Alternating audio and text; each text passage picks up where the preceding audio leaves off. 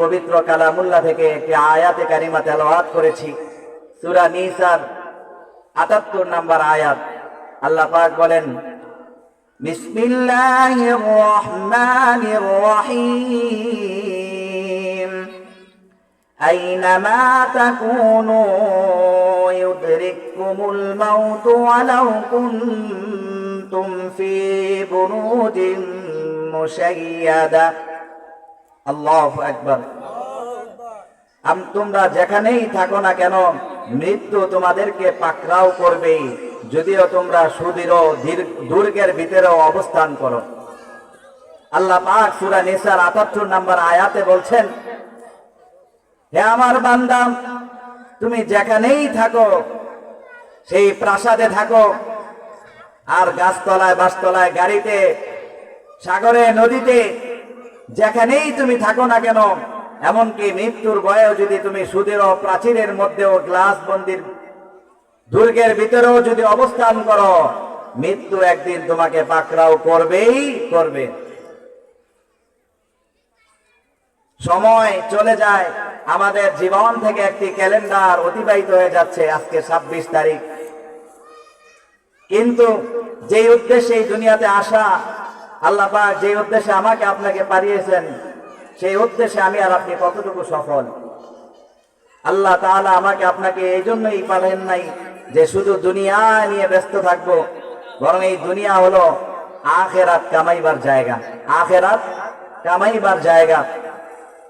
আল্লাহ তাআলা এটাই বারবার স্মরণ করিয়ে দিচ্ছেন, ওয়ামা জাআলনা লিবাশারিন মিন ক্বাবলিকাল খুলদ। হে আমার হাবিব, আমি আপনার পূর্বে কাউকে চিরঞ্জীব করিনি। এই দুনিয়াতে কেউ থাকবে না, থাকার জায়গাও না, থাকতে পারবে না। যদি থাকতে পারতেন তাহলে নবীরাই থাকতেন, ঠিক না ঠিক? কিন্তু আল্লাহ পাক তার প্রিয় হাবিব, যার সৌজন্যেই কায়নাত, যাকে আল্লাহ পাক হাবিব বলেছেন, সেই রহমতুল লিল আলামিনকে আল্লাহ তাআলা স্মরণ করিয়ে দিচ্ছেন, ওমা জাআলনা লিবাশারিন মিন ক্বাবলিকাল খুলদ। হে আমার হাবিব, আমি আপনার পূর্বে কাউকে চিরঞ্জীব করিনি। এর দ্বারা এই মেসেজ দিচ্ছেন আল্লাহ, আপনিও দুনিয়াতে চিরজীবন থাকবেন না, আপনি আমার সান্নিধ্যে চলে আসবেন। বলেন সুবহানাল্লাহ। আল্লাহ রাসূল আমাকে আপনাকে কি বলেছেন? সময় অল্প। কুন ফিদ দুনিয়া কাআন্নাকা গরীবুন আও আবিরু সাবিলিন। তুমি পৃথিবীতে মুসাফিরের ন্যায় জীবন যাপন করো। দুনিয়ায় তুমি যদি কোথাও একদিন, ২ দিনের জন্য, অল্প কিছু দিনের জন্য সফরে যাও, তুমি কুমিল্লা থেকে ঢাকা রওনা দিয়েছো তোমার জরুরি কোনো কিছু কাজে, একদিন সর্বোচ্চ ২ দিন কি ৩ দিন পরে তুমি আবার তোমার বাড়িতে চলে আসবে। ওই বাড়ি থেকে এসে আলমারি, খাট, পালং সব কিছু নিয়ে ঢাকার দিকে রওনা দেয় না, বরং তার পরনের কাপড় সর্বোচ্চ একটি কাপড় ব্যাগে নিয়ে যায়, যেন জরুরতের সময় তার কাপড় সে চেঞ্জ করতে পারে, ঠিক না ঠিক? সব ব্যাংক ব্যালেন্স নিয়ে, নিজের জমানো সব টাকা পয়সা সঙ্গে নিয়ে এসে ঢাকার দিকে রওনা দেয় না। অল্প দিনের সফরের জন্য সে সব কিছু নিয়ে বের হয় না। ও দুনিয়ার মানুষ, এই দুনিয়া আমাদের থাকার জায়গা না, আসল বাড়ি জান্নাত। আমরা সকলে জান্নাত থেকে আসছি। দুনিয়াটা হলো মুসাফির খানা। এখানে অল্প কিছুদিনের জন্য আসছি। অল্প কিছুদিন থেকে আখিরাত কামাই করে আবার আমাদের সেই আখিরাতের ঠিকানা জান্নাতে চলে যেতে হবে, ঠিক না বেঠিক?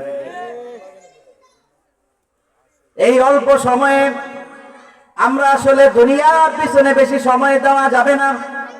দুনিয়া ছাড়া চলা যাবে না, কিন্তু দুনিয়ায় বেশি সময় দেওয়া যাবে না, দুনিয়ায় মত্ত হওয়া যাবে না।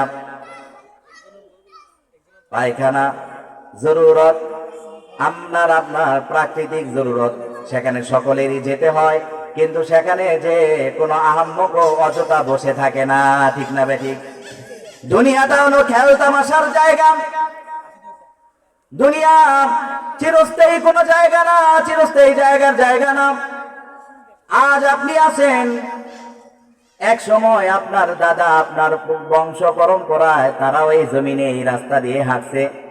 আজ তারা কবরে শুয়ে আছে, আপনি জমিনে আছেন। আগামীকাল যে আপনার ঠিকানা কবর হবে না তার কোনো গ্যারান্টি নাই, ঠিক না বেঠিক? এই জন্য আল্লাহ পাক বলেছেন, আমি তোমাদের সকলকে পরীক্ষা করব, আমি তোমাদের সকলকে পরীক্ষা করে দেখব কে খাঁটি, আসলে কে মুমিন, আল্লাহর ওয়াদা কে ঠিক রাখেন। আল্লাহ পাক এটাই আমাদেরকে বলে দিয়েছেন, আহাসিবান নাসু আইয়ুতরাকু আইয়াকুলু আমান্না ওয়া হুম লা ইফতানুন।